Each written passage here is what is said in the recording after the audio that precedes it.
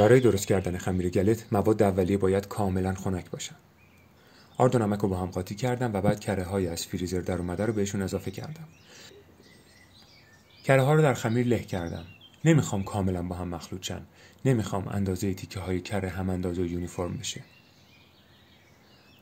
بعد آبو که باید آب یخ باشه اضافه کردم. برای من 6 قاشق غذاخوری کافی بود، ولی این میزان با تغییر دما و رطوبت هوا و نوع آردی که استفاده میکنید عوض میشه. هدف اینه که انقدر آب به آرد اضافه کنیم که با کمی فشار قابلیت شکل پذیری داشته باشه. دقت کنید، قرار نیست تبدیل به خمیر بشه، چون گلت رو خیلی سنگین میکنه و اگر از اون طرف درست به هم نچسبه هم وا میره.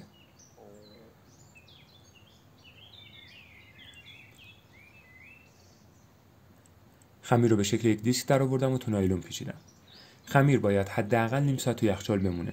میشم خمیر رو از شب قبل تو یخچال گذاشت. من به عنوان میوه گلتم از گلابی جنگلی استفاده کردم. گلابی جنگلی مدت زمان زیادی مهمون ما نیست و استفاده کردن از اون توی مدت کوتاه لذت بخشه.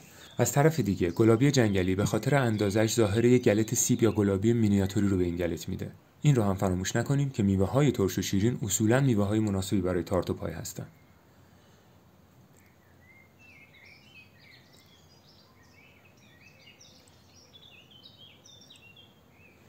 شکر، دارچین، عصاره وانیل و آبلیموی تازه بهش اضافه کردم و میزان بسیار کمی هم نمک. همش زدم و گذاشتم آب بیفته، چون به شیره‌ای که تولید میکنه تو مراحل بعدی احتیاج دارم.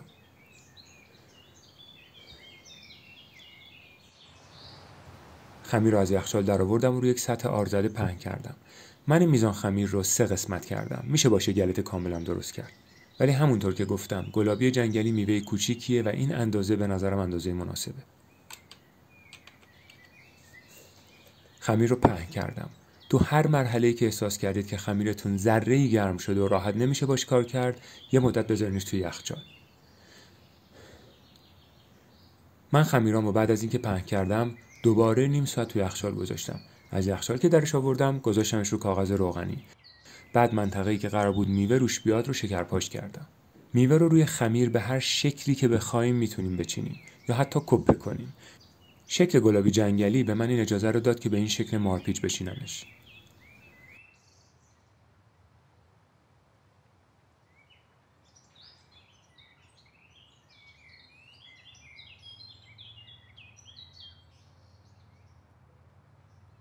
میوه ها رو که چیدم لبه خمیر رو برگردوندم روشون. لازم نیست خیلی دقیق باشه. این فرم شلخته‌ای که داره بهش سوال خوبی میده.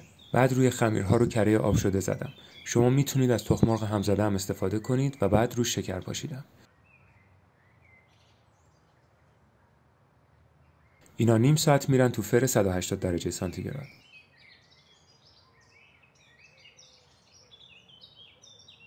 تو این مدت شیره گلابی جنگلی رو هم گرم کردم تا غلیظ‌تر بشه.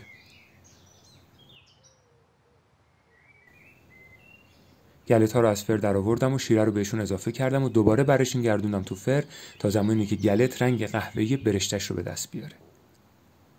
گلت ما آماده است.